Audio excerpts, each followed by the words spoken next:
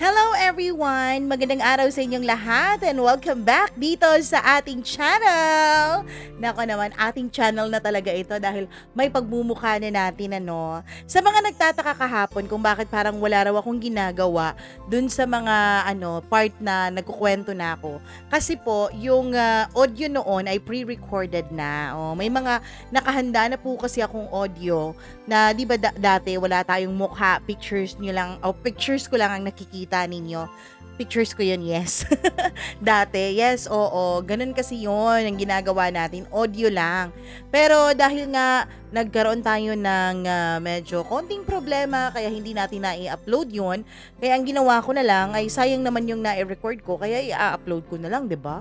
Sayang yun eh. Kwento nyo rin yun. Tapos sayang din ang oras na ginugol ko sa pagre-record noon. Kaya ayun. Eto pa rin ang magiging ganap for today's kwento and for tomorrow. Pero on Thursday, iba na po. As in like live na talaga ako magbabasa. Pero bago ang lahat ng yan, ako nais ko munang magpasalamat sa inyong lahat na dumalaw sa ating tahanan yesterday at sa mga patuloy na dumadalaw ngayon. Maraming salamat po talaga sa mga hindi nagsiskip ng commercial. Thank you so much dahil sinusuportahan ninyo itong ating munting channel. Please do support. Kung may pagkakataon na hindi kayo makakapag-skip, mas mabuti po yun dahil matagal po talaga tayong nawala sa ganong ni YouTube. So, 'di ba? Kaya go lang. Huwag na kayong mag-skip. Anyways, bago tayo dumako sa ating kwento for today, hello muna ako kay Pintak. Maraming salamat. Hello rin kay Nora Barido Hamandre. Thank you very much for always checking in kung may bago tayong upload. Kay Rosana Crisostomo, kay Ma'am Divina de la Peña, ayan, belated happy birthday sa kaniyang anak kahapon. Tama ba? O, sa anak niya kahapon, birthday kahapon. So, belated. Hi din ako kay Christina Season, kay KR Zona, maraming salamat. Donna Frias, Abigail Baruzo, I miss you too. Hi kay Jamie Quazon, maraming thank you. Alcura Ukit, Bon Simangot Channel, grabe naman yung pangalan ng channel mo. Hi din kay Marvy Montisilio na lagi talagang nagme-message sa atin, Mama Mia, wala po ba tayong upload today? Kanina ko pa po kasi chine-check. Nako naman, maraming salamat po. Hi din kay Shikaling, maraming salamat. And sa lahat po ng ating mga listeners and viewers, thank you very much for dropping by. So sa mga hindi pa nakapag-subscribe sa ating channel, please do subscribe na at huwag na nating patagalin. Alam kong excited na kayo, kaya eto na ang ating tampok na kwento para sa araw na ito. Dito lamang sa Dear Mama Mia.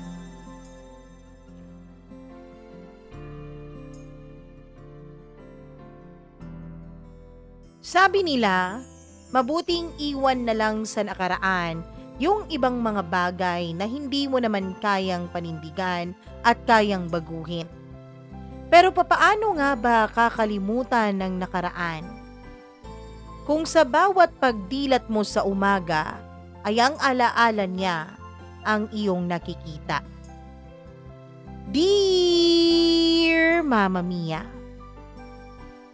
good day sa inyong lahat, lalong-lalo na sa mga araw-araw na nakikinig sa inyong programa. Nung una, Mama Mia, ay hindi ko alam kung papaano ko ba sisimulan itong kwento ko. Ang totoo niyan, matagal ko na ring binalak na magpadala sa inyo ng sulat. Pero sa tuwing nagsusulat na ako, ay hindi ko alam kung papaano ba talaga ito dapat na umpisahan. Dapat ko bang umpisahan sa kung saan kami nagkakaproblema? O dapat ko bang umpisahan sa kung kailan kami nagkakilala? Pero naisip ko, para inyong mas maintindihan, siguro dapat umpisahan ko ang lahat nung ako'y nag-iisa pa lamang. Pero para sa katahimikan at kapayapaan ng lahat, ay nais kong itago niyo na lamang ang aking pagkakakilanlan, Mama Mia. Hindi kasi talaga po pwede na malaman ng mga nakakakilala sa akin kung sino ako. Dahil ang totoo niyan, Mama Mia, hanggang ngayon ay wala pa ring nakakaalam sa buong katotohanan kundi ako lamang. At syempre, kayo na rin dahil ibinabahagi ko sa inyo ngayon ang kwentong ito ng buhay ko. Real account ko po ang ginagamit ko sa pagsusulat ko ng aking kwento.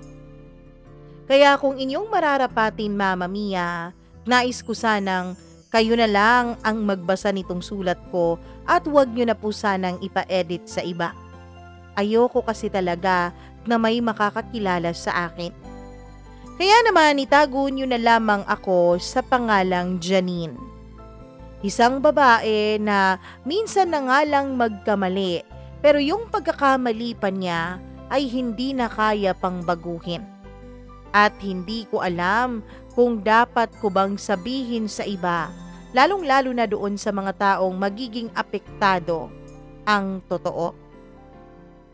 Mama Mia, I was 8 years old nung pumanaw ang papa ko. 3 kaming magkakapatid. Isang 6 na taon at isang 3 taon. Ang mama ko po, nung nabubuhay pa lang ang aking ama, ay isa po siyang dakilang housewife. Bago naman sila naging mag-asawa ng papa ko, ay meron namang career ang mama ko. Kaya lang, nung ipinagbuntis daw ako ng aking ina, ay napagdesisyonan nilang mag-asawa na isa sa kanila ang tumigil para matutukan ng pag-aalaga sa akin. At dahil si mama yung babae at mas malaki naman ang kinikita ng papa ko, ay si mama ko po ang nag-resign sa kanyang trabaho at nag-focus sa akin. At mula nga noon ay naging sunod-sunod na kami nilang mga anak. Kaya lang, Mama Mia, ang trahedyang kumitil sa buhay ng ama ko ay isang trahedyang kailanman ay hindi naisip ng mama na kanyang mararanasan. 8 years old na po ako noon, Mama Mia, kaya kahit papaano ay may naiintindihan na ako sa mga nangyayari. Kitang-kita ko kung paano maapektuhan at paano mawasak ang mama ko nung namatay ang aking ama. Sa aming magkakapatid ay ako lang po ang nakakaintindi sa sitwasyon na aming pinagdadaanan nung ang aming ama ay amin na pong pinaglalamayan. Matapos mailibing ang aming ama, nandun pa ang tita ko na kapatid ni mama. Kasama namin siya sa bahay. Kaya lang, hindi naman siya nagtagal doon kasi may buhay din siya na kanya. Kitang-kita ko kung paano nagsusumikap ang mama. Nung una ay nagtayo siya ng tindahan sa tapat ng bahay namin. Hindi ko alam kung saan niya kinukuha ang perang pambili ng mga ipapaninda namin noon. Pero nung lumaki na ako, Mama Mia, ay napag-alaman ko na galing pala yun sa kumpanya ni Papa. May konting natanggap na tulong ang mama ko mula sa kumpanyang pinagtatrabahuan ng aking ama. Yun ang ipinamula niya ng kanyang negosyo. Kaya lang dahil dun rin namin kinukuha ang malimit sa aming pangangailangan ay hindi rin nakasurvive ang negosyong yun. May pensyon naman ang papa ko pero hindi po kalakihan since hindi pa naman po siya matagal na naghuhulog noon sa SSS. Kaya naman, Mama Mia, napilitan ng aking ina na magtrabaho para sa amin. Nagbalik siya sa kaniyang career. At dito na nga nagsimula na pakiramdam ng mga kapatid ko ay nawalan kami ng parehong mga magulang. Natatandaan ko pa noon na nagtatanong ang mga kapatid ko sa akin kung bakit wala nang nag-aalaga sa amin. Bago pa bumalik si mama sa kanyang pagtatrabaho ay tinuruan niya muna ako ng mga basic na gawain sa bahay. Gaya na lamang ng pagwawalis, paglilinis at pagpapaligo ng aking mga kapatid. Mama Mia, wala rin kasi kaming ibang aasahan noon. Ang mga kapatid rin kasi ng mama ko ay may kanya-kanya na ring mga pamilya. May mga anak na kailangang asikasuhin. Wala na rin po kaming lola't lolo sa mother side. Nag-offer naman ang mga tita ko sa father side pati na rin ang lolo't lola ko doon pero sadyang malayo yun mula kay mama. Ayaw raw ni mama na mapahiwalay sa amin, kaya ang ginawa niya Mama Mia ay tinuruan na lamang niya ako na maging isang parang ina tuwing umaga sa aking mga kapatid. O Janine, eto ang gawin mo ha. Huwag kayong magpapapasok dito ng kahit na sino. May ulam na dyan sa ref. Kunin nyo na lang ng mga kapatid mo, tapos pakainin mo sila. 10:00 ng umaga dapat inilalabas mo na yung ulam para hindi na malamig pagsapit ng 12:00 pag kumakain na kayo. Opo, Mama. Natatandaan kong sagot ko noon. Mama Mia, ngayon na sinusulat ko to, ay nakikita ko talaga kung gaano ka superwoman ang mama ko. Kasi nakikita ko siyang maagang-maagang nagigising. Nagigising po ako ng wala pang araw dahil naririnig ko na ang mga kaluskos niya sa kusina. Hindi rin naman kasi kalakihan ang bahay namin, pero buti naman at amin na talaga yon. Ipinundar yon ng mga magulang ko nung wala pa ako sa buhay nila. Kaya naman kahit na nasa loob ako ng kwarto ay naririnig ko ang ingay sa kusina.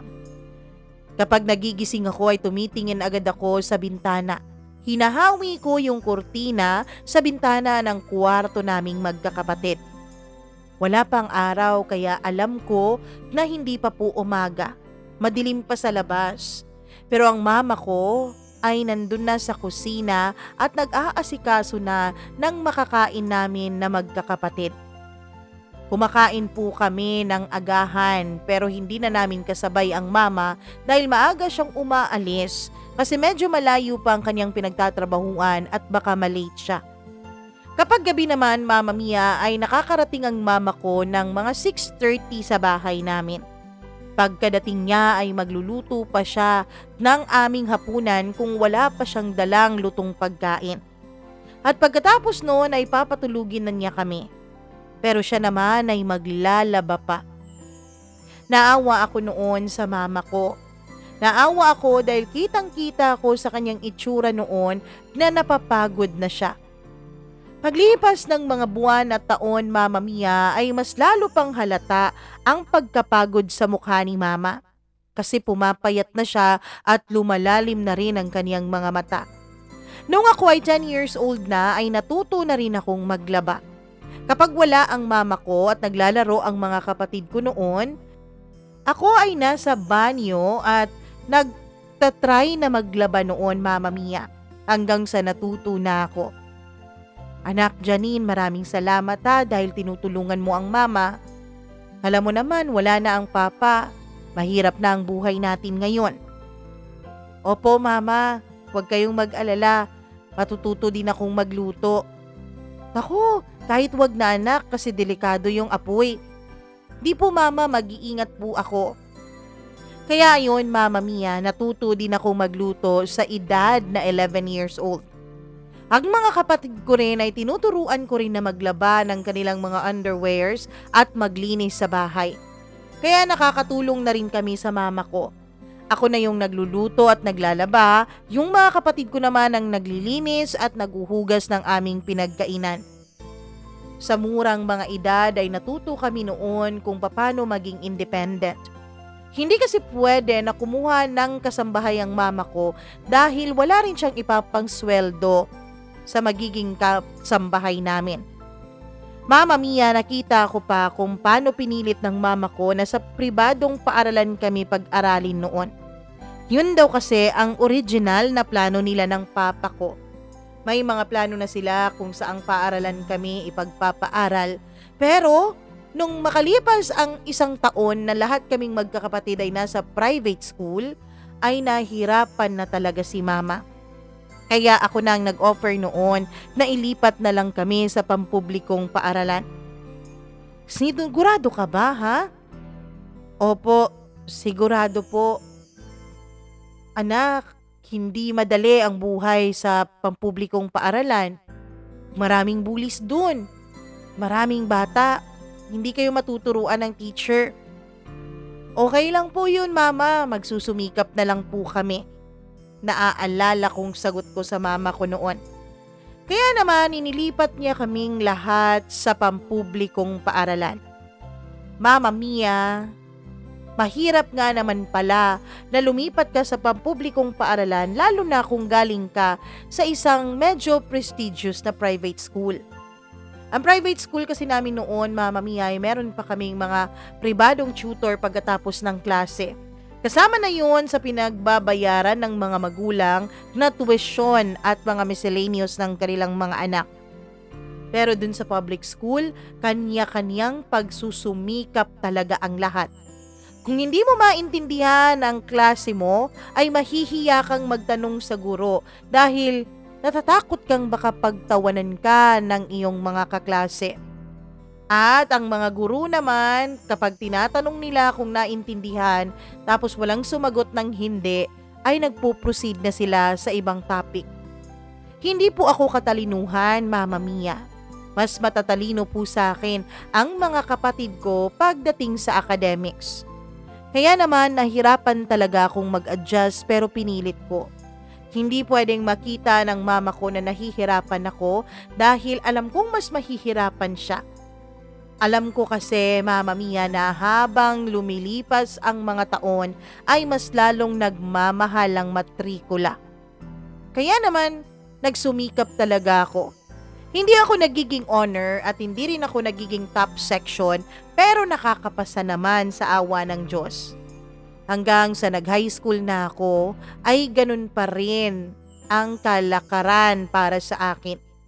Sobra-sobrang pagsusumikap at pag-aaral ang ginagawa ko, wag lamang bumagsak. Hindi kasi talaga ako katalinuhan gaya ng sabi ko, Mama Mia. Third year high school nung maranasan kong magkaroon ng crush.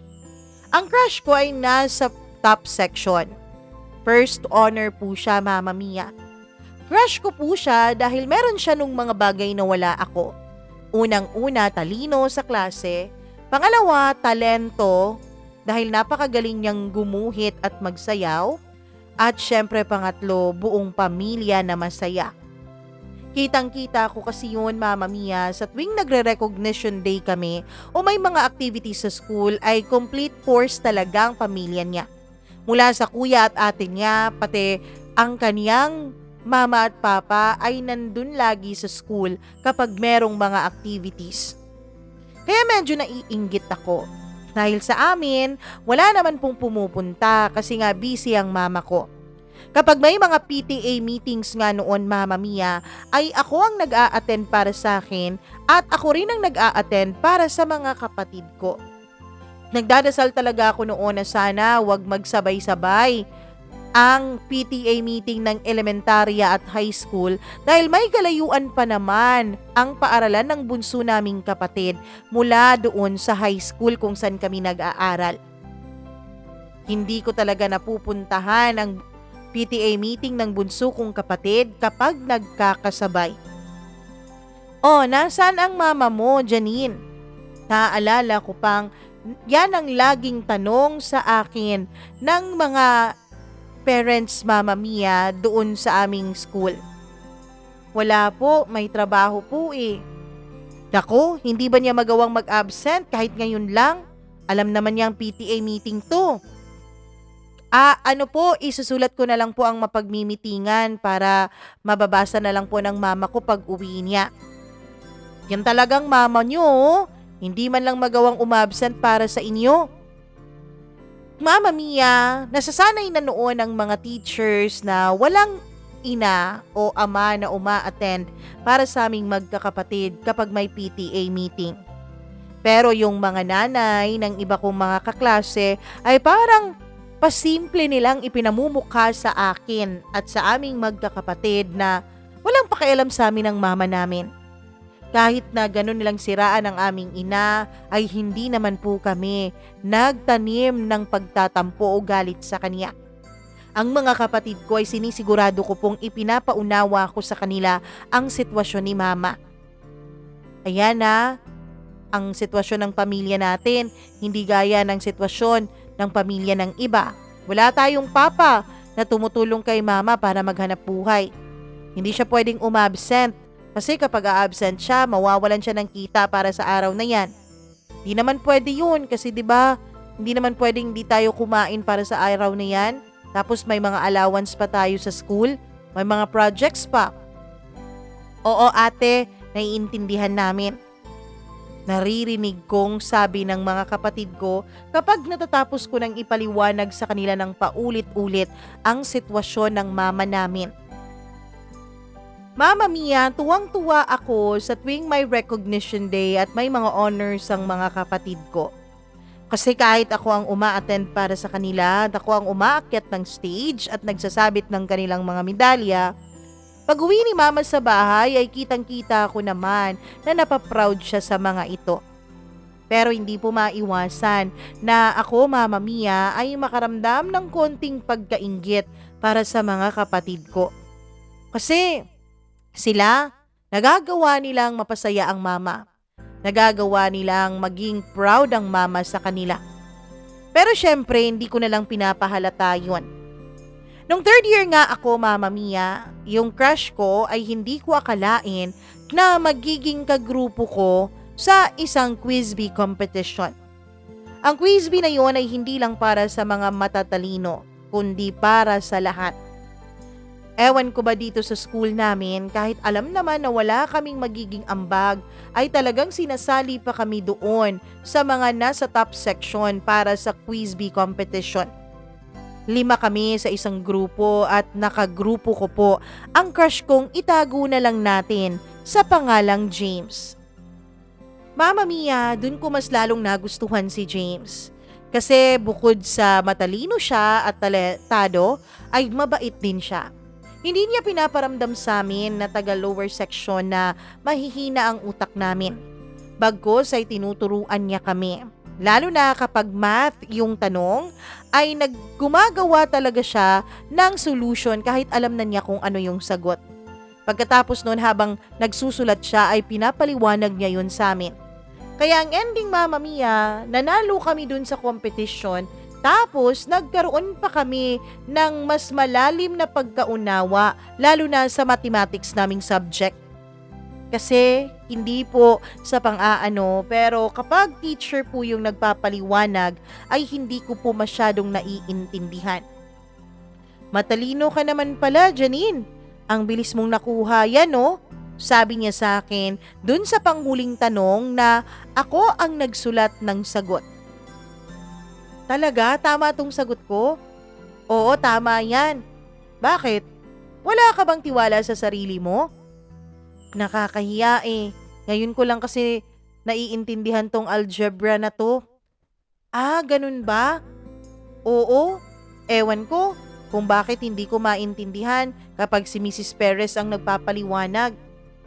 Lahat naman ng mga kagrupo ko na galing din sa lower section ay sumang-ayon sa sinabi ko. Kaya Mama Mia, ang sabi sa amin nitong si James na kapag may libre daw kaming oras ay tuturuan daw niya kami. Kami naman ng mga kagrupo ko noon ay umoo. Tapos Mama Mia, mula nga sa araw na yon ay pinupuntahan na ako ng mga naging kagrupo ko sa quiz bee. O Janine, wala ka na bang pasok? Tara na, dun tayo sa bleacher, dun daw tayo magkikita, sabi ni James eh. Tuturuan niya ulit tayo sa naging lesson natin kanina. Mama Mia, hindi ko alam kung talagang magaling lang magpaliwanag si James o dahil crush ko siya kaya madali kong nakukuha kapag siya ang nag-e-explain sa akin. At mula nga sa araw na yon ay naging paboritong subject ko na ang mathematics. Hanggang sa nagkaroon ng JS prom. Hindi sana ako sasama noon, Mama Mia. Ayoko sana dahil alam kong magiging pandagdag gastos iyon ng mama ko. Kaya lang mismong si mama ang nag-open up sa akin. Isang gabi, mga 2 linggo bago ang aming prom. O anak, kailan na nga yun ulit yung prom ninyo? May damit ka na bang isusuot? Mama, hindi na ako sasali dun kasi dagdag gastos lang yun eh.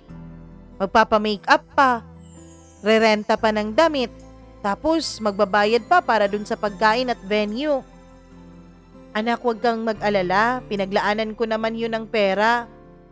Huwag na mama, pangkain na lang natin yung perang yun. Anak, alam mo ba, ang prom, Isa sa pinakaimportanteng pangyayari sa buhay ng isang high school student. Ayoko naman na dahil wala na ang papa nyo, hindi nyo mararanasan ng ganon. Nagsusumikap ang mama para maibibigay sa inyo ang pangangailangan ninyo, ha? Mama Mia, dun naman talaga ako bilib na bilib sa mama ko. Kahit na lagi kaming walang mga parents at tuwing merong mga activity sa school, ay sinisigurado naman niya na nakakasali pa rin kami. Kaya ayon, sumali ako pero wala na akong date noon kasi nga pinagkalat ko na sa mga kaklase ko na wala ako sa prom night, na hindi ako sasali. Pagdating ko doon ay ang mga kaklase ko ay nagulat. O akala ko ba hindi ka sasali? Sabi nila. Nasali ako ng mama ko eh. Yun naman pala, dito ka na lang sa grupo namin. Para naman, may kasama ka. Wala kang date ano?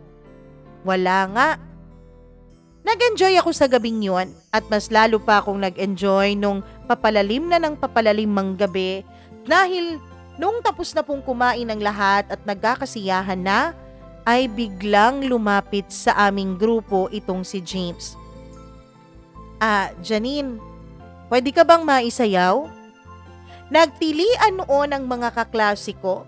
Sobrang tilian nila, Mama Mia, dahil nga raw, isasayaw ako ng crush ko.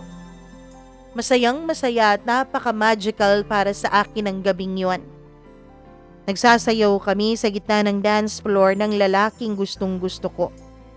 Kaya lang pagkatapos ng prom, Mama Mia, ay hindi na ako pinapansin ni James. Nagulat ako at hindi ko alam kung anong mali ang nagawa ko. Basta na lang siyang tumigil sa pagpansin sa akin. Hanggang sa Mama Mia, nalaman ko na lang na may girlfriend na pala siya. Ewan ko kung bakit nangyari ang mga bagay na yon. Bakit niya ako isinayaw dun sa prom namin kung may girlfriend na pala siya. Ang sabi ng mga kaklase ko, Mama Mia, ay baka pinagsiselos niya raw yung babae. Dahil yung babae daw na kanyang naging girlfriend ay hindi raw siya ang pinili na makadate para sa prom namin. Yun ang una kong broken heart. Kaya sinabi ko sa sarili kong hindi na muna ako magbo-boyfriend-boyfriend. Magpo-focus na lang ako sa pag-aaral ko para naman wag ma-disappoint sa akin ng mama ko.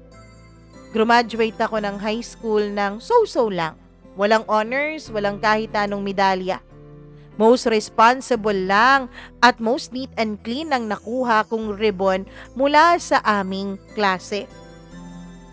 Mama Mia, akala ko noon na hindi ako makakapag-college dahil sa sobrang hirap ng buhay namin.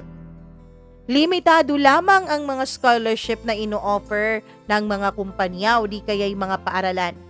Pero hindi rin naman ako makakapag-take dahil isa sa mga requirements, lalo na kapag sa kumpanya ka magte-take ng scholarship, Mama Mia, ay dapat kasali ka sa top 10% ng inyong buong school. Paano yun? Di naman ako honor student. At kapag sa school ka naman nag-take ng scholarship, ay kailangang may honor ka rin. So napakahirap. Hinihanda ko na noon ng sarili ko na maghahanap na lang ako ng trabaho kapag nag-18 na ako.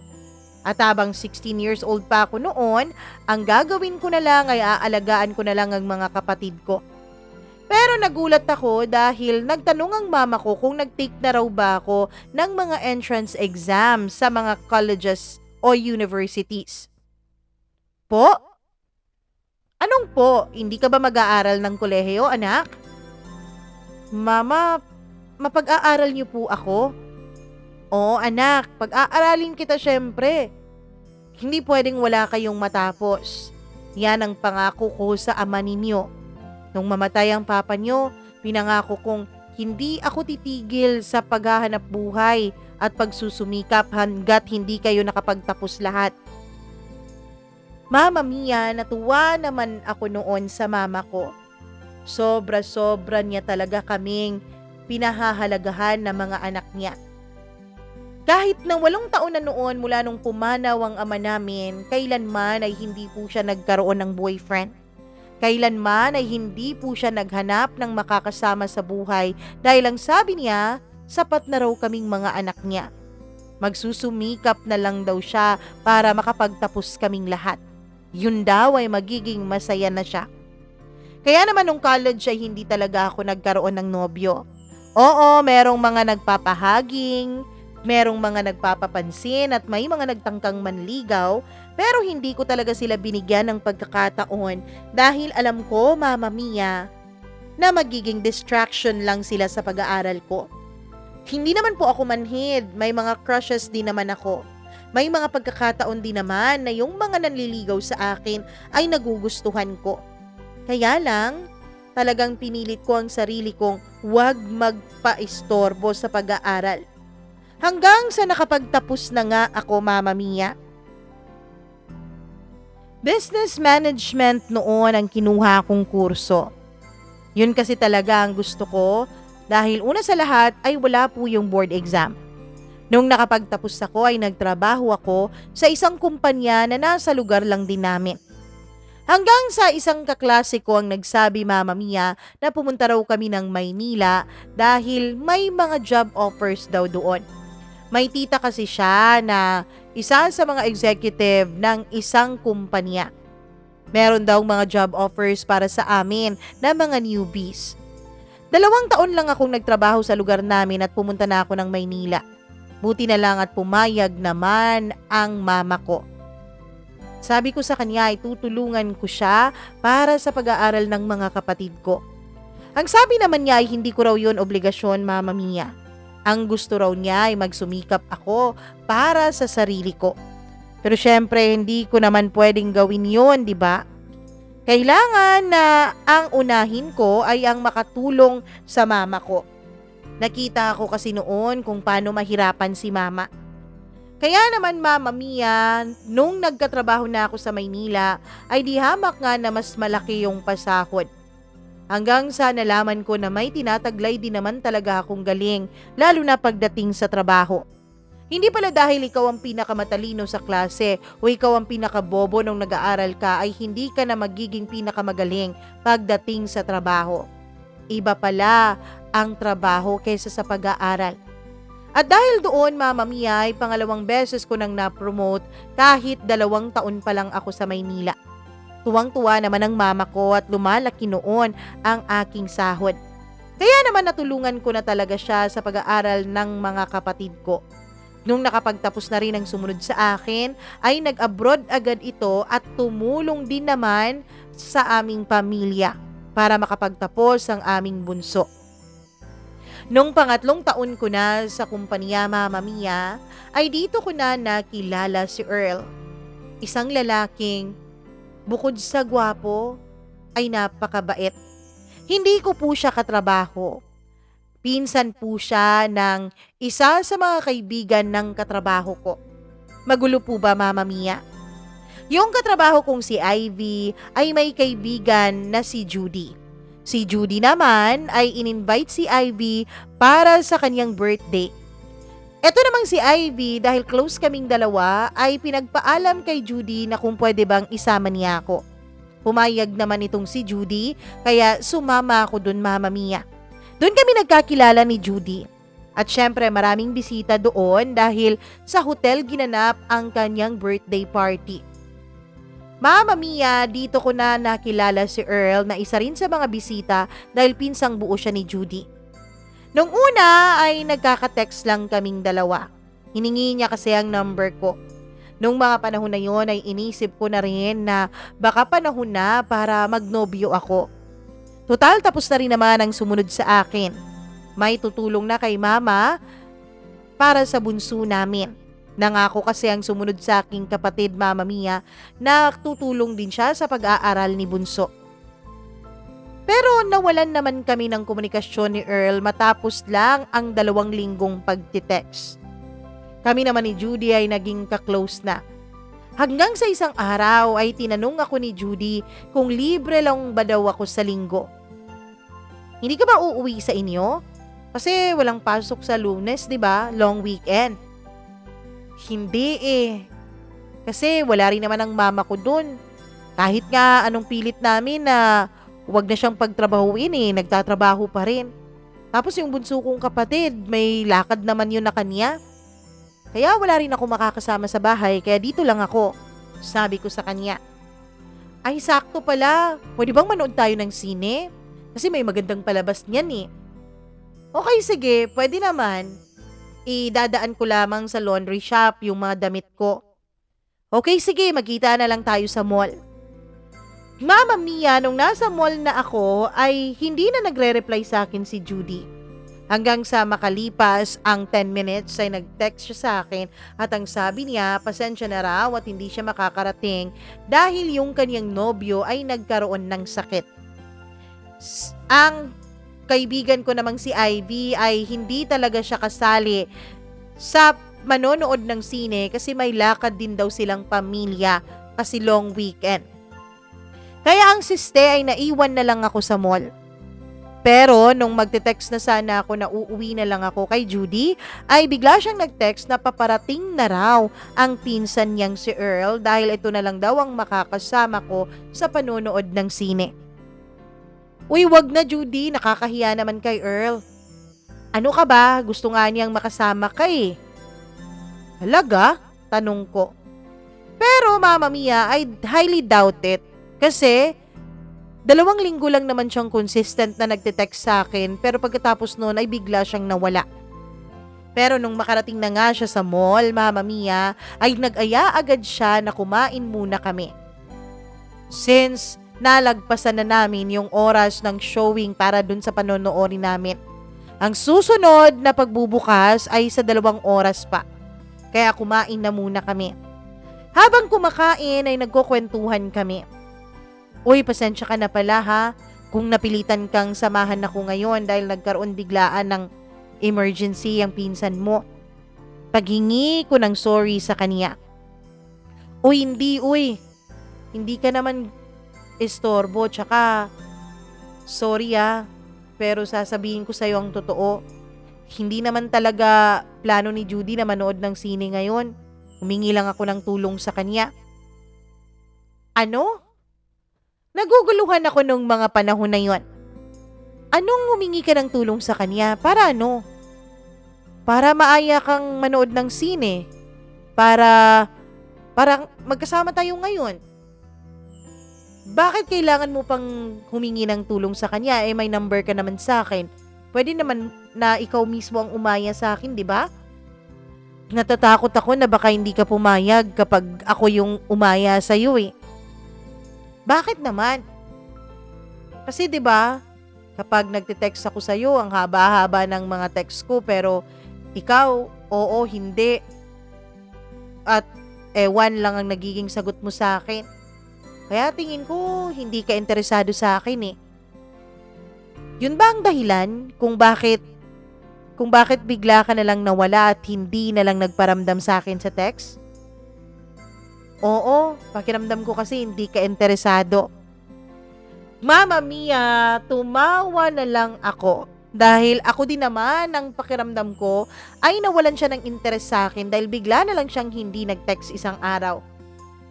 Pareho pala tayong naghihintayan, sabi ko. Sorry sorry Earl kasi hindi ako sanay na may nakaka-text Sorry kung ang pakiramdam mo pala ay hindi ako interesado sa'yo. Kung ganun, interesado ka sa akin? Paano ko ba ito sasabihin nang hindi nakakahiya? Sabihin mo na wala namang nakakahiya Tayong 2 lang naman nakakarinig. Mula sa araw na yun, Mama Mia, ay mas naging close pa kami ni Earl sa isa't isa. Hanggang sa sinusundunan niya ako sa trabaho kapag hapon na o gabi na dahil sabay na kaming naghahapunan 2. In short, Mama Mia, ay nagkakamabutihan na kaming 2. Hanggang sa tuluyan na ngang nanligaw sa akin si Earl. Wala pang 1 linggo mula nung nanligaw siya ay agad ko naman siyang sinagot. Ano pa ba ang ipapatagal ko? Gusto ko rin naman siya. At alam ko na gusto rin niya ako. Malayo kasi talaga ang pinagtatrabahuan ni Earl mula sa pinagtatrabahuan ko. Kaya naman Mama Mia, effort kung effort kapag sinusundo niya ako. Plus the traffic pa. May sasakyan naman si Earl kaya hindi siya nahihirapang mag-commute pero yung traffic naman talaga Mama Mia ay napakahirap. Pagod ka na nga sa trabaho tapos matatraffic ka pa ng halos 2 oras para lang sunduin ako. Pero kay Earl ay baliwala ang lahat ng yun. Ilang beses ko nang sinabi sa kanya na wag na niya akong sunduin pero sabi niya mas gusto raw niya na nasisigurado na nakakauwi ako ng matiwasay at nakakakain ako ng dinner bago ako umuwi ng aking apartment. Mama Mia, si Earl ang first ko sa lahat-lahat. As in lahat. First kiss, first hug, at first sa alam nyo na. Oo, hindi na ako nag-atubili noon na matapos ang isang taon naming relasyon ni Earl ay binigay ko na sa kanya ang sarili ko. Mama Mia, nung binigay ko na sa kanya ang aking sarili, ay dun ko na naisip na dapat ipakilala ko na siya sa aking ina at sa aking mga kapatid. Pero lagi pong may mga nangyayari sa tuwing nagpaplano kami ni Earl na pumunta sa amin sa probinsya. Hanggang sa dumating yung araw at panahon kung kailan ay parang hindi na kami nagkakaintindihan ni Earl dalawa. Ewan ko kung normal talaga yun sa mga magkakarelasyon Mama Mia, na nagkakaroon ng mga tampuhan, nagkakaroon ng mga hindi pagkakaunawaan. Hanggang sa naiirita na rin si Earl sa akin. Hindi ko rin maintindihan noon ang sarili ko kung bakit lagi na lang akong hindi mapakali sa kanya. Kung bakit lagi na lang ako, Mama Mia, na nagsiselos at lagi ko na lang siyang pinagtitripan. Gusto ko na lagi ko siyang nakikita at nakakasama. Pero kapag nandyan naman siya sa tabi ko, ay lagi ko siyang inaaway dahil naiinis ako sa mga sagot niya sa bawat tanong ko. Hanggang sa tuluyan na ngang nainis sa akin si Earl. Hanggang sa tuluyan na nga kaming hindi nagkaintindihan at tuluyan na nga kaming naghiwalay dalawa. Maghiwalay na tayo. Hindi na nagwo-work to eh. Paghihiwalay ba gusto mo?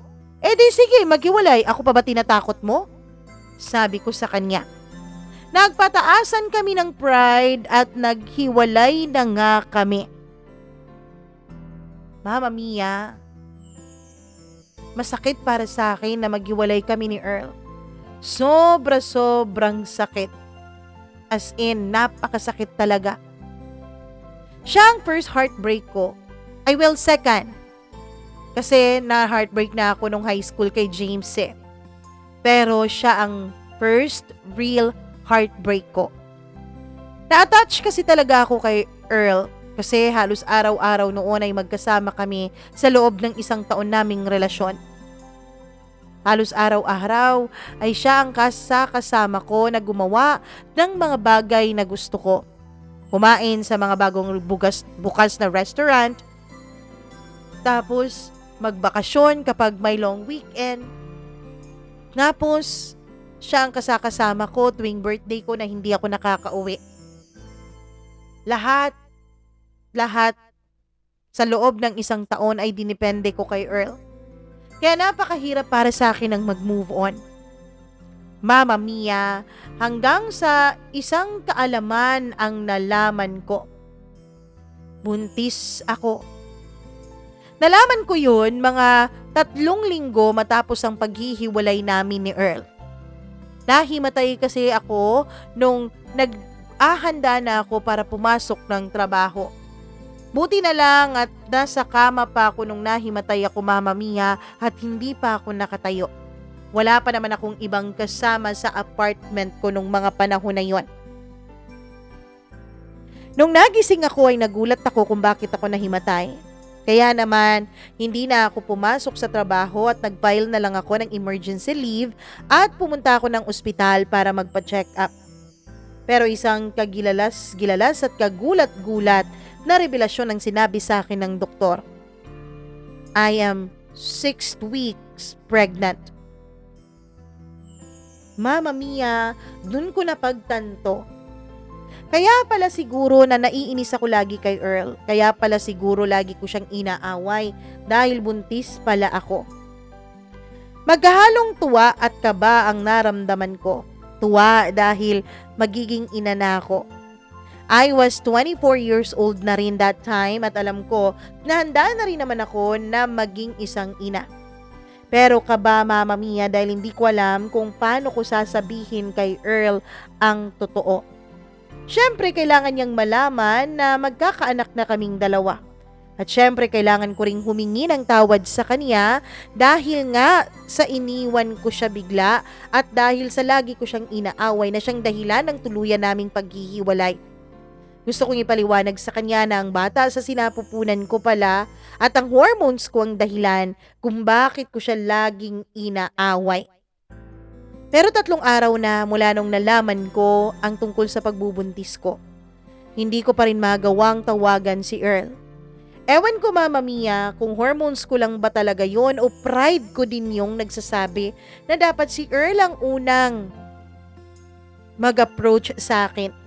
Siya kasi talagang tuluyang tumapos ng aming relasyon.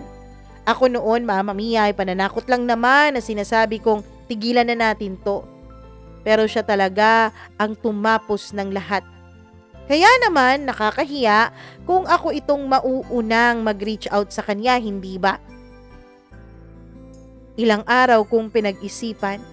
Wala pa akong pinagsabihan noon tungkol sa aking pagbubuntis.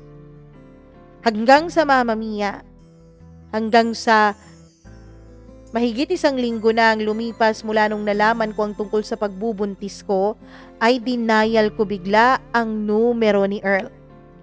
Pero out of coverage area na ito. Kahit anong oras akong mag-dial ay hindi ko na siya makontak. Inisip ko noon baka blinak niya ako sa mga social media accounts niya pati na rin sa kaniyang cellphone. Hindi ko na rin kasi siya ma-search noon sa Facebook. Pati sa Instagram ay wala na rin siya. Talagang tuluyan na niyang tinapos ang tungkol sa aming dalawa. Iniisip ko pa noon, Mama Mia, na sabihin kay Ivy ang nangyari sa akin at sa amin ni Earl para siyang kumontak kay Judy. Pero inisip ko, bakit ko ba ipipilit ang sarili ko sa isang taong ayaw naman na sa akin? Bakit ko ba ipipilit ang sarili ko kay Earl? Kaya naman, hinayaan ko na lang siya. Umuwi ako sa amin nung halata na ang tiyan ko at dun ko pinaliwanag sa mama ko ang tungkol sa nangyari sa akin. Mama Mia, hindi naman galit ang mama ko. Disappointed siya pero hindi naman siya galit. Noong tinanong niya ako kung nasaan ang ama ng pinagbubuntis ko ay hindi ko sinabi ang totoo. Para wag na siyang magtanong pa at wag na siyang mag-imbestiga pa, ang sinabi ko ay naka one night stand ko lang ang lalaking nakabuntis sa akin. Lasing kasi ako nun, Ma. Alam kong hindi maganda na pakinggan pero yun ang totoo. Kaya naman wala nang tanong-tanong ang mama ko dahil sinabi kong mismo ako ay hindi ko alam kung sino ang ama ng pinagbubuntis ko. Hanggang sa nakapanganak ako ay ang mama ko ang kasama ko. Yung bunso ko kasing kapatid noon ay nakapagtapos na rin ang kanyang pag-aaral at sumunod na rin sa kanyang isa pang ate doon sa Dubai, Mama Mia. Doon na rin ito nagtrabaho. Si mama ko naman ay tumigil na sa kanyang pagtatrabaho. Kasi natupad na niya ang kanyang pangarap at misyon na pagtapusin kaming lahat na magkakapatid. Sa unang taon ko na may anak ako, Mama Mia, ay si mama ang kasakasama ko sa apartment. Pero di nagtagal ay kumuha na rin ako ng kasambahay. Ayoko rin kasi na obligahin ng mama ko na alagaan ang anak ko. Siyempre ako ang gumawa nito kaya hindi pwedeng siya ang maobliga. Ang mama ko na nga ang nagpaaral at nag-alaga sa aming 3 magkakapatid. Papaalagain ko pa ba siya ng isa pang bata? Dapat sa panahon na ito ay nagre-relax na siya, sabi ko sa isip ko. Si mama ko kasi, Mama Mia, ay hindi talaga naghanap ng panibagong boyfriend. Lagi namin siyang sinasabihan dati na maghanap na siya ng kanyang makakasama sa buhay. Lagi siyang sinasabihan ng mga kapatid ko na pwede siyang mag-afam. Bata pa rin naman kasi ang mama ko that time, Mama Mia. 47 years old pa lamang siya nung mga panahon na yon. Kaya naman inisip ng mga kapatid ko, lalong-lalo na yung sumunod sa akin na nakalipat na ng Europe, na ipag-tour si mama doon. Nagpakasal din kasi ang kapatid ko ng isang European citizen, kaya naman naging citizen na rin ito doon, Mama Mia. Tapos, ang mama ko naman ay pinetisyon niya. Ayoko ang tumira dyan.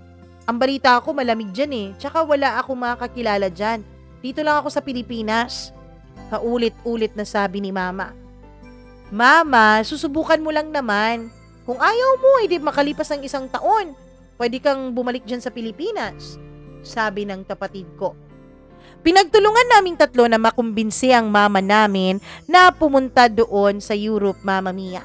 Hindi ko na lang po sasabihin ang exact na country dahil alam ko na baka may makarinig ng kwentong ito malaman pa ang tunay naming identity.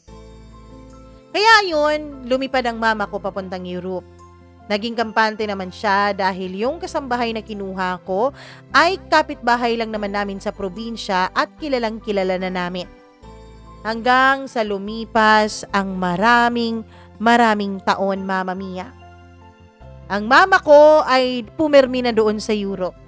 Nagkaroon kasi siya ng mga kaibigan doon na mga kapwa din niya Pinay at kaidaran din niya. Yung iba ay nagkapag-asawa ng mga taga roon. Yung iba naman ay tulad niya pinetisyon ng mga anak. Naging masaya ang mama ko doon dahil siya rin ang nag-aalaga ng apo niya doon sa kapatid ko. 5 years. 5 years old na ang anak ko, Mama Mia. Nung isang araw, habang nasa grocery ako, ay bigla akong parang nakakita ng isang multo. Kumusta? Mama Mia, hindi na kasi namin nagawang umiwas pa sa isa't isa. Dahil sa pagkakataong yun ay magkaharap na kaming dalawa. Sabay na nagtagpo ang aming mga mata kaya halatang halata kung iiba ng direksyon yung isa sa amin.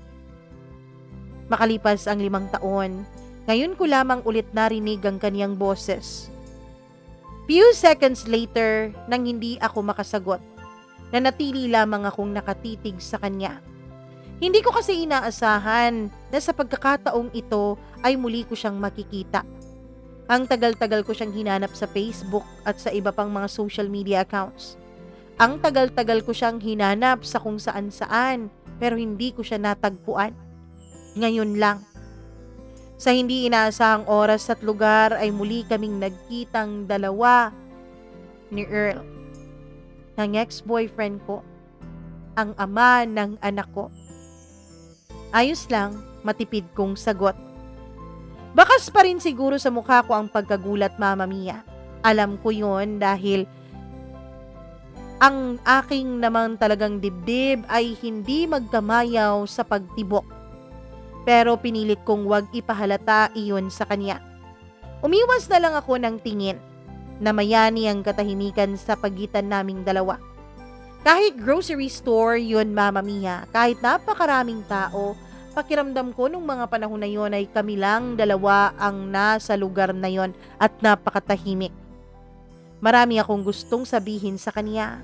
Marami akong gustong itanong ngunit hindi ko magawang ibuka ang bibig ko. Walang salitang namutawi mula sa dila ko. Mabuti naman at maayos ka. It's good to hear. Lumingon ako sa kanya dahil sa tono ng boses niya. Diretso lang itong nakatingin, Mama Mia, sa mga batang naglalaro doon sa may isang food stall na merong mga cotton candy. Nasa harap lang namin yon, kaya hindi niya nakita ang pagtitig ko sa kanya. Ang mga mata niya na dating kumikislap sa tuwing nakikita ako. Ang ilong niyang parati kong pinipisil noon sa tuwing inaasar ko siya nung kami pang dalawa. Ang labi niya na noon ay ako ang dahilan kung bakit kumukurba at bakit ito ngumingiti. Sa simpleng pagtitig ko sa kanya, Mama Mia, ay nagbalik lahat ng aming mga memories. Nanumbalik ang mga masasayang panahon na aming pinagsamahan. Akala ko okay na ako. Akala ko matapos ang 5 taon ay nakalimutan ko na siya ng tuluyan. Akala ko hindi na ako apektado sa kanya. Pero ngayong nakita ko siya ulit, lahat ng sakit ay pilit na bumabalik. Kasabay ng mga masasayang alaala na bumabalik sa aking gunita. Paano kung nilaban natin noon? Sa tingin mo ba masaya tayo ngayon? Tayo pa rin kaya hanggang ngayon? Sabi niya sa akin, pero hindi pa rin niya ako nililingon, Mama Mia. Diretso pa rin ang kanyang tingin sa kawalan. Paano nga kung pinili pa rin namin ang isa't isa nung mga panahong mismong mga sarili na namin ay hindi namin maintindihan? Paano kung sa mga araw na magulo, walang isa sa amin na sumuko? Paano kung nagpahinga lang kami pero sa piling pa rin ng bawat isa? Paano kung mas pinili naming manatili noon kaysa sa bumitaw nung mga panahong binabagyo ang aming relasyon?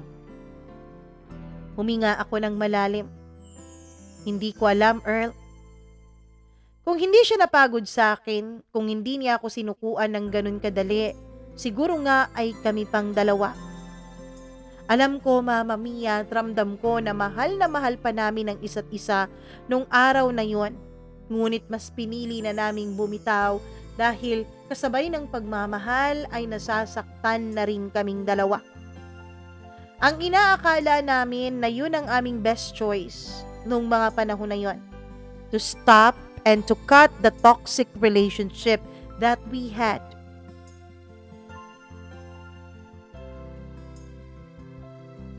Janine, hindi ko alam kung anong dahilan kung bakit tayo pinagtatagpo ngayon. Hindi ko alam kung anong dahilan kung bakit sa dinami-dami ng lugar at sa dinami-dami ng taong pwede kong makita dito ay ikaw pa. Siguro may dahilan ng lahat. Siguro nga, Earl. Siguro nga may dahilan ng lahat. Medyo natuwa ang puso ko nung mga panahon na yon, Mama Mia. Ano bang pinagsasasabi ni Earl? Ibig sabihin ba pwede naming madugtungan ng aming nakaraan? Pwede naming madugtungan ng mga lumipas sa aming dalawa? Pero Mama Mia, biglang lumungkot ang kanyang mukha. Janine, may nararamdaman pa rin ako sa'yo. Kahit na ngayon lang tayo ulit nagkita. Kaya lang, ano Earl? Kaya lang, may fiancé na ako at ikakasal na kaming dalawa. Mama Mia, nagulat ako nung mga panahon na yon. Nasaktan ako. May mga butil ng luha na gustong kumuwala sa mga mata ko pero pilit kong pinipigil. Bakit mo pala sinasabi na may dahilan kung bakit nagkita tayo ulit? Hindi naman na pala pwedeng maging tayo. Hindi ko na pigilang itanong yun sa kanya. Di ko alam. Siguro para itigil ang kasal? Nanlaki ang mga mata ko, Mama Mia. Nanlaki ito ng sobra-sobra. Hanggang sa biglang nag-ring ang cellphone niya. Sandali sasagutin ko lang. Pero Mama Mia, habang sinasagot niya ang cellphone niya, ay lumalayo siya sa akin. Halata na yung fiancé niya siguro ang tumatawag. Doon ko na-realize, hindi ako ganitong babae. Hindi ko siya pwedeng agawin sa fiancé niya. Kaya naman Mama Mia, umalis na ako sa lugar na yon habang nakatalikod siya sa akin. Makalipas ang 2 araw ay bigla akong nakatanggap ng isang friend request sa Facebook ko. Mama Mia, nakita kong si Earl yun. Bago na pala ang Facebook account niya. Kaya pala hindi ko siya mahanap-hanap dahil hindi na pala yung kanyang pangalan ang ginamit niya. Nung buksan ko kung sino ang nag-add friend sa akin ay doon ko nakita ang kanyang picture. Kaya naman, in-add friend ko rin siya. In-accept ko yung friend request niya. Doon ay nagkaka-chat kami ulit. Mama Mia, sasabihin ko na sana ang tungkol sa anak namin. Nang bigla niyang sinabi na kakausapin niya raw ang fiancé niya pagkadating nito sa Pilipinas. Doon niya kwento sa akin na yung kanyang fiancé ay nakilala pala niya sa ibang bansa habang doon siya nagtatrabaho. Naging sila ng halos 3 taon. At Mama Mia, napagdesisyonan nilang dalawa na magpakasal. Kaya lang, hindi raw gusto ng kanyang mga magulang ang fiancé niya. Hindi ko na tinanong at inusisa kung bakit. Pero Earl, bakit mo siya iiwanan dahil sa akin? Hindi mo ba siya mahal? Sa 3 taon yung magkarelasyon, hindi mo ba siya minahal? Tayo nga, mahigit 1 taon lang tayong dalawa, 'di ba? Mahal ko siya. Pero nitong nakita kita, naramdaman kong mas mahal kita. Mama Mia, paulit-ulit kong sinabi kay Earl na huwag niyang iwanan ang kanyang fiancé para sa akin. Hanggang sa hindi na nga talaga ito mapigilan, kaya ako na mismo ang nag-block sa kanya mula sa Facebook ko. Hanggang sa makalipas ang 2 linggo. 2 linggo at nasa airport kami noon dahil susunduin namin ang aking mga kapatid at ang mama ko. Sabay-sabay silang uuwi dahil magpapasko na rin nung mga panahon na yon, Mama Mia. Ang sabi nila ay sabay-sabay raw kaming magpapasko dahil ilang taon na po kaming magkakahiwalay kapag Pasko. Tuwang-tuwa naman ako dahil sakto rin na magbe-birthday ako pagkatapos ng Pasko. 2 buwan na magbabakasyon dito ang buo kong pamilya. Nag-leave din ako sa trabaho ko ng 2 buwan. Buti na lang at pumayag ang boss ko, Mama Mia, dahil sa tinagal-tagal ko sa trabaho ay hindi naman ako nag-leave. Pumayag siya na 2 buwan ang magiging leave ko. Kaya naman, excited na excited ako noon. Nasa airport na kami ng anak ko. Kaming 2 ang sumundo sa kanilang lahat. Meron na rin kaming sasakyan noon, Mama Mia, na isang SUV, kaya kasyang-kasya kami. Ang asawa ng pangalawa kong kapatid ay susunod na lang daw kapag araw na ng Pasko dahil may inaasikaso pa ito sa business. Ang umuwi ay ang 2 kong kapatid, tapos yung anak ng pangalawa kong kapatid at ang mama ko. Bali 4 sila. Nung nakita ko na sila ay grabe ang yakapan namin sa airport. Halos umiyak na kami noon. Ang anak ko naman ay medyo nahihiya pa nung una kahit nakilala naman niya ang mga ito dahil nagkaka-video call naman. Pero kalaunan ay naging ka-close na rin niya ang lola niya at mga tita niya pati na rin yung pinsan niya. O siya, sige, sakay na tayo. Kasi kailangan na nating kumain ng lunch. Gutom na ako, sabi ko. Mama, di ba sabi mo may susundo pa sa atin? Sabi ng isa kong kapatid. Hindi, sa restaurant na lang daw siya mag-aantay. Sinabi sa akin ng mama ko kung saan kami pupuntang restaurant. Pagdating namin doon ay dumiretso na ang mama ko kasabay ng bunso kong kapatid pati na rin ng anak ko at ng pamangkin ko. Kami ng pangalawa kong kapatid ay hindi pa sumabay sa kanila dahil winarningan ako ng pangalawa kong kapatid na wag raw munang sumabay sa kanila. Pasikreto, Mama Mia, at mag-CR daw muna kami. Doon sa CR ay sinabi ng aking kapatid na wag raw akong magugulat. Bakit? May ipapakilala sa iyo ang mama. Ano? Anong ipapakilala? Sorry ate ha kung hindi namin sinabi sa iyo. Pero ikakasal na ang mama eh. Si mama ikakasal? Bakit? Nagkaroon na ba siya ng afam? Yun nga ang gusto kong sabihin sa iyo. Napakabata ng mapapangasawa niya. Ayoko nga nung una eh. Tumututol ako. Gusto ko sanang sabihin sa'yo. Kapag nagkaka-video call tayo pero iniisip ko na baka face lang yun ni mama. Baka mawawala lang din naman yun. Pero hindi. Hindi ate. Umabot pa sila sa pagpaplanong magpapakasal sila. Nung 1 taon ko lang nalaman ng tungkol sa kanilang relasyon. Sana ate tulungan mo ako. Tulungan mo ako na pagsabihan niyang si mama. Ano ka ba naman? Huwag na nating pigilan si mama kung yan ang ikakasaya niya. Mama Mia, sa aming 3, ako po yung mas maunawain sa mama ko. Kasi syempre nakita ko kung paano pinaghirapan ng mama ko noon maitaguyod lang kaming magkakapatid. Ate naman, pumapayag ka? Halos kaidaran lang natin yung lalaking yun eh. Halos kaidaran mo lang.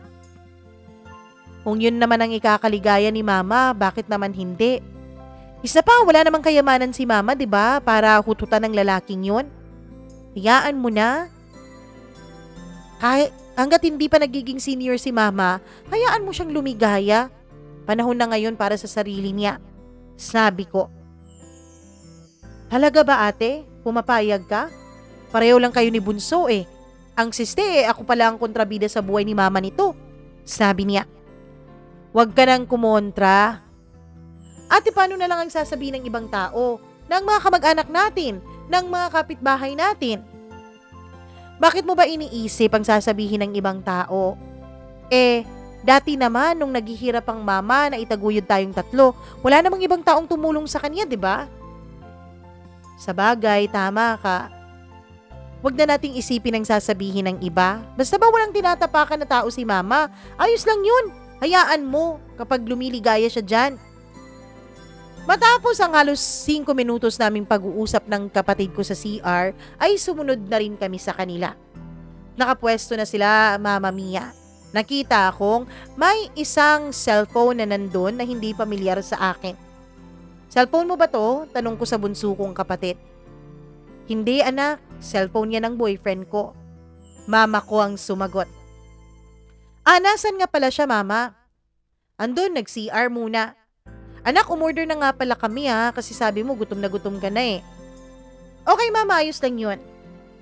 Mero Mama Mia, nakatalikod po ako mula sa CR, kaya hindi ko nakita ang paparating na lalaki. Oh, Han, halika, ipapakilala kita sa mga anak ko. Mama Mia, gulat na gulat ako. Pati rin yung lalaki ay gulat na gulat. Ano? Mga anak mo to? Anak ka niya? Tanong ni Earl sa akin. Hindi ko alam pero dinasal ko talaga nung mga panahon na yun na sana bumuka ang lupa at sana kainin ako.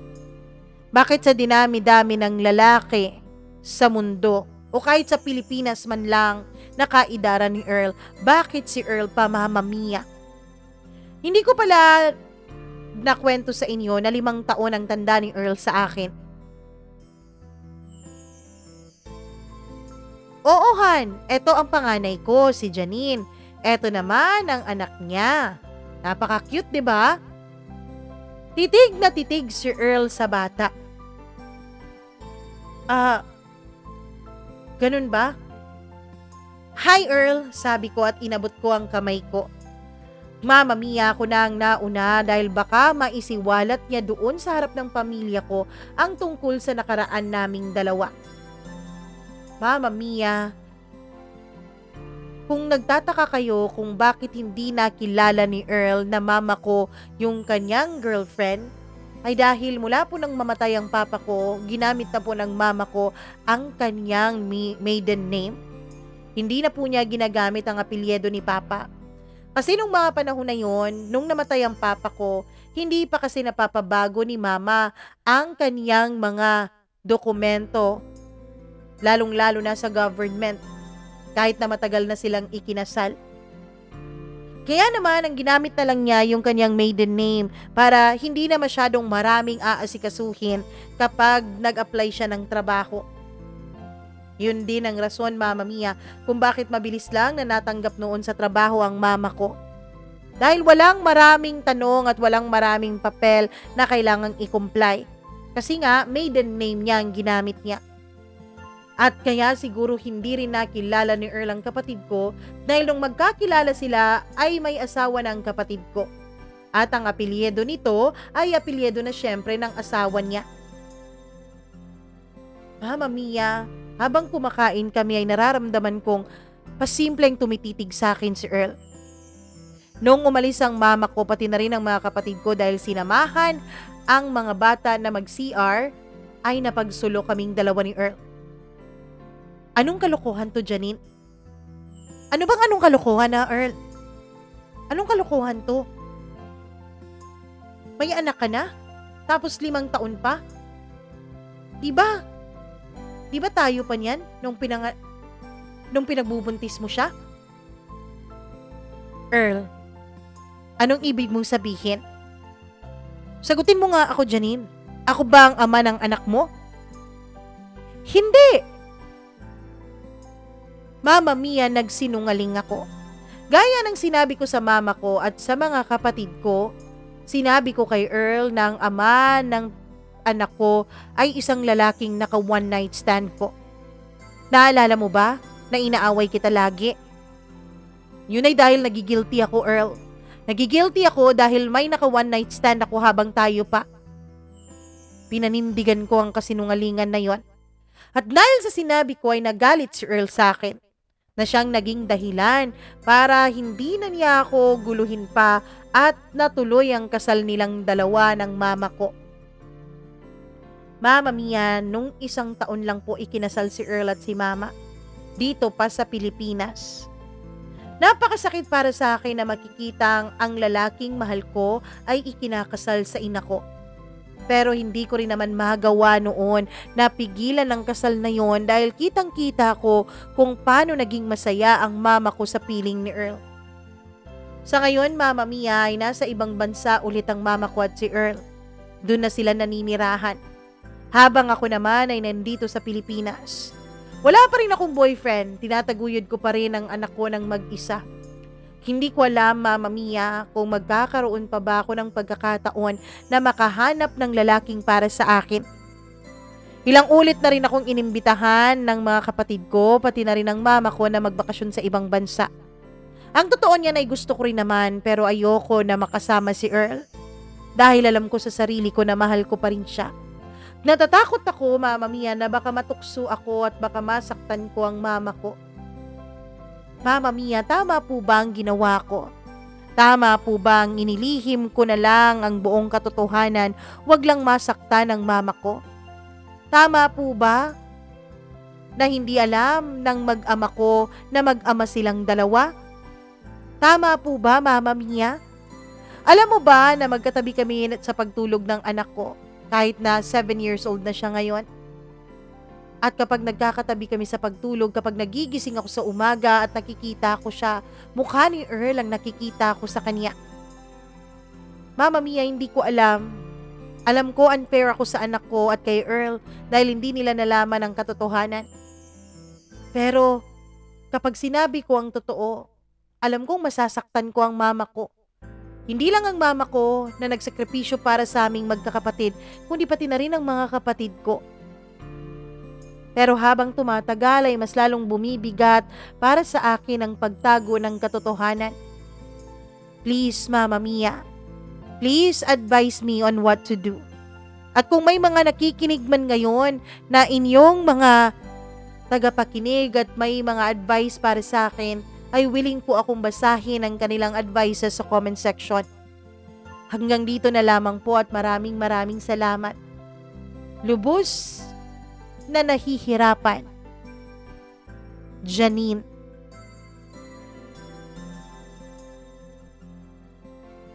Napakahirap naman talaga ng iyong kalagayan, Janine. To say or not to say the truth, yun ang drama ng buhay mo ngayon. Ano bang i-advise ko sa iyo? Pati ako naguguluhan sa inyong kwento eh. Tama ka naman. Unfair naman sa iyong mag-ama, unfair kay Earl na hindi niya malaman na may anak pala siya. Unfair din sa anak mo na hindi niya malaman kung sino ang tunay niyang ama. Pero tama ka rin naman eh, na kapag isiniwalat mo ang katotohanan, ay baka masaktan ang iyong ina. At syempre, batang-bata pa ang anak mo sa ngayon, di ba? 7 years old pa siya. Paano niya tatanggapin kapag sinabi mo ang katotohanan tungkol sa ama niya? Paano niya tatanggapin yun na ang asawa ng lola niya ay ang papa niya pala? Ay nako, nakakalito, ang gulo-gulo ng mundo. Dapat lang pala talagang itago itong kwento mo dahil di ko alam, mae-eskandalo ata ang buong pamilya nyo dito. Pero kung ako sa'yo, Janine, tama naman na dapat sabihin mo sa anak mo at kay Earl ang katotohanan. Pero wag muna sa ngayon. Bakit? Dahil bukod sa makokomplika ang inyong sitwasyon at pwedeng masira ang inyong mga relasyon, baka hindi pa maintindihan ng anak mo. 'Di ba? Wag na muna sa ngayon. Kapag siguro mga 12, 13, 14 na ang anak mo, tsaka mo sabihin sa kanya ang totoo. Tapos, dapat, kapag sinabi mo na ang totoo, yung bang wala ka nang nararamdaman kay Earl, yun bang talagang nakapag-move on ka na sa kanya ng tuluyan, at kung maaari, dun na sa mga panahon na makahanap ka na ng lalaking para sa'yo. Pero, isa lang ang hiling ko ha, kapag may nahanap ka ng iba, kapag may nakilala ka ng iba, tapos maging kayo, tapos seryosohan na, sabihin mo sa kanya ang totoo. Sabihin mo sa kanya kahit hindi pa alam ng buo mong pamilya at ni Earl ang katotohanan. Para may kakampi ka pagdating ng panahon na isisiwalat mo na. Dahil ako naniniwala talaga ako walang sekretong panghabang buhay mong maitatago. Lalo na ang mga sekretong ganyan. At hindi dapat yan itinatago dahil talagang napakahirap naman para sa anak mo at unfair sa kanya na hindi niya malaman ang katotohanan tungkol sa ama niya. Pero at the end of the day, the decision ay napa rin sa iyong mga kamay.